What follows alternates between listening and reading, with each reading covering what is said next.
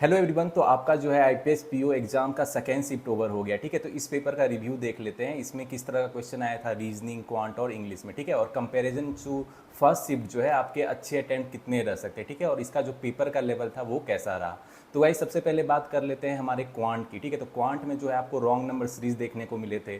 तो wrong number series के 3 question थे और मैंने पहले फर्स्ट शिफ्ट के रिव्यू के बाद ही कहा था कि फर्स्ट शिफ्ट में आपको मिसिंग वाला पूछा था, तो इस शिफ्ट में आपको रॉन्ग नंबर सीरीज पूछ सकता है। और वही हुआ, आपको रॉन्ग नंबर सीरीज के 3 क्वेश्चन थे, ठीक है। इसके अलावा अप्रॉक्सीमेशन सिंप्लीफिकेशन के 4 क्वेश्चन पूछे गए थे, ठीक है। और इसमें जो है डबल लाइन ग्राफ पे बेस्ड डीआई पूछा गया था आपको, ठीक है। डबल लाइन ग्राफ का डीआई था और उस पर 6 क्वेश्चन थे। तो वो भी बेसिकली इजी टू मॉडरेट था। और इसके अलावा आपको टेबुलर डीआई पूछा गया था, जिसमें आपको मेल प्लस फीमेल दिया गया था और मेल माइनस फीमेल, ठीक है। तो बेसिकली इस तरह के डीआई तो आपने बहुत सारे प्रैक्टिस करी है मेरे चैनल पे, ठीक है। तो होपफुली आपने उसको बना लिया होगा जिनका भी एग्जाम सेकेंड शिफ्ट में होगा। इसके अलावा गाइज इसमें कैसलेट भी पूछा गया था। तो फर्स्ट शिफ्ट में कैसलेट नहीं पूछा गया था, लेकिन सेकेंड शिफ्ट में आपको कैसलेट पूछा गया था। इसमें 3 एनजीओ दिया था और उसका इन्फॉर्मेशन दिया गया, ठीक है। तो बेसिकली रेशियो प्रोपोर्शन परसेंटेज पे बेस था। तो इस तरह में तो होपफुली आपको कोई दिक्कत नहीं हुई होगी। इसके अलावा इसमें भी क्वांटिटी कंपैरिजन के क्वेश्चन पूछे गए थे। 2 क्वांटिटी दिया गया था, उसको कंपेयर करना था। और अरिथमेटिक वर्ड प्रॉब्लम के 10 प्लस क्वेश्चन थे।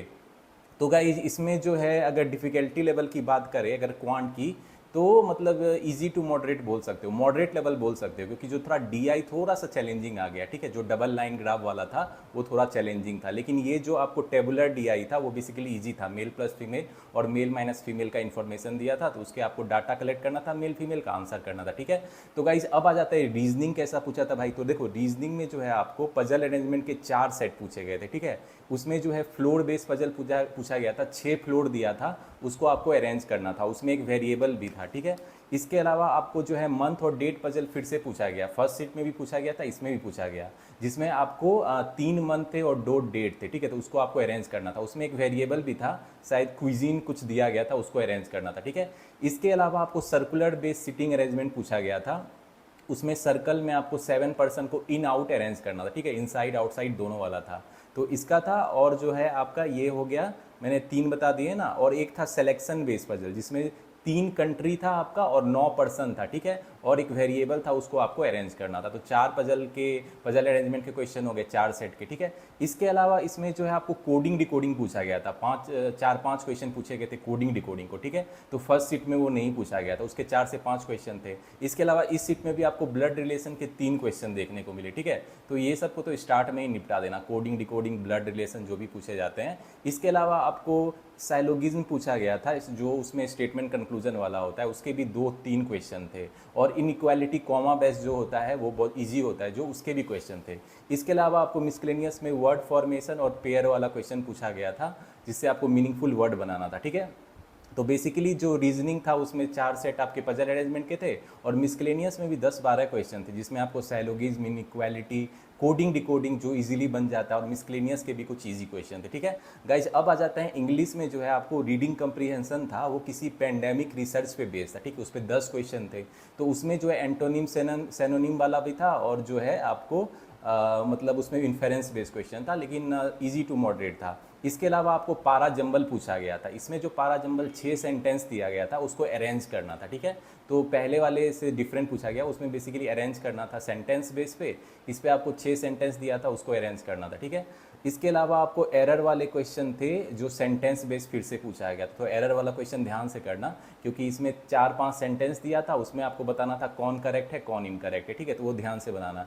इसके अलावा आपको फ्रेज रिप्लेसमेंट के भी 4 क्वेश्चन थे, जिसमें आपको बोल्ड वर्ड में फ्रेज दिया रहता है, उसको आपको रिप्लेस करना होता है, ठीक है। इसके अलावा वर्ड स्वैपिंग, वर्ड रीअरेंजमेंट वाला जो क्वेश्चन था, उसके भी 4 क्वेश्चन थे।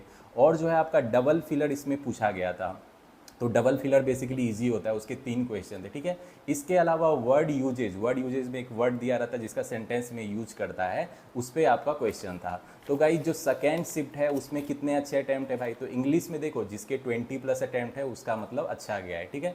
क्योंकि इंग्लिश थोड़ा इजी टू मॉडरेट था, और जो क्वांट है वो लेवल थोड़ा मॉडरेट था। लेकिन जिसने मेरे चैनल पे भाई मैथ प्रैक्टिस करी है, वो तो भाई 25 क्वेश्चन भी ठोक के आ जाएगा। लेकिन अगर इन जनरल एवरेज बात की जाए कितने अटैम्प्ट अच्छे हैं, तो 20 प्लस अटैम्प्ट आपके अच्छे हैं, ठीक है। और रीजनिंग की बात की जाए तो रीजनिंग में मिसलेनियस क्वेश्चन आपको 10 प्लस थे, और जो पजल अरेंजमेंट थे वो भी मतलब इजी टू मॉडरेट लेवल था, बहुत ज़्यादा भी मुश्किल नहीं था। हाँ, उसमें जो आपको मंथ डेट वाला था वो थोड़ा चैलेंजिंग था, ठीक है। लेकिन बेसिकली और जो पजल थे इजी टू मॉडरेट लेवल था। तो रीजनिंग में अगर आपके मतलब 23 प्लस अटैम्प्ट है तो मतलब आपका मतलब अच्छा गया एग्जाम, ठीक है। तो ओवरऑल अगर अटैम्प्ट की बात की जाए तो अगर आपके 65 प्लस अटैम्प्ट है तो आपका मतलब अच्छा गया है एग्जाम, ठीक है। अगर 60 प्लस अटैम्प्ट भी है, अगर एक्यूरेसी अच्छी है, more than 90% accuracy second shift में, तो आपका एग्जाम अच्छा गया है, ठीक है। तो ओवरऑल जो आपका अटैम्प्ट है 65 प्लस, और अगर सब्जेक्ट वाइज बात की जाए तो क्वांट में 20 और मोर, और रीजनिंग में आपको 23 प्लस, और इंग्लिश में 20 प्लस जो है अच्छे अटेंड माने जाएंगे, ठीक है। तो गाइज जिनका अब नेक्स्ट शिफ्ट है उसका मेक श्योर आपको जो है क्वांटिटी के क्वेश्चन देखने को मिल सकते हैं, ठीक है, क्योंकि missing number series, wrong number series पूछ लिया है, और क्वांटिटी कंपैरिजन के क्वेश्चन पूछ रहे हैं, तो अब मतलब डाटा सफिशिएंसी वाला 2 स्टेटमेंट वो पूछ सकता है, ठीक है। इसके अलावा इंग्लिश में मैच द कॉलम पूछ सकता है, और जो रीजनिंग में है, रीजनिंग में हो सकता है may be coding decoding different type का पूछ ले डिफरेंट शिफ्ट में, और जो है पजल अरेंजमेंट में आपको सिटिंग अरेंजमेंट पूछ ले डिफरेंट टाइप का, ठीक है। May be square base, rectangular base भी पूछ सकता है, और जो है पजल बेस, पजल का क्वेश्चन जो मंथ डेट वाला हर शिफ्ट में पूछा जा रहा है तो वो बिल्कुल पूछ सकता है, ठीक है।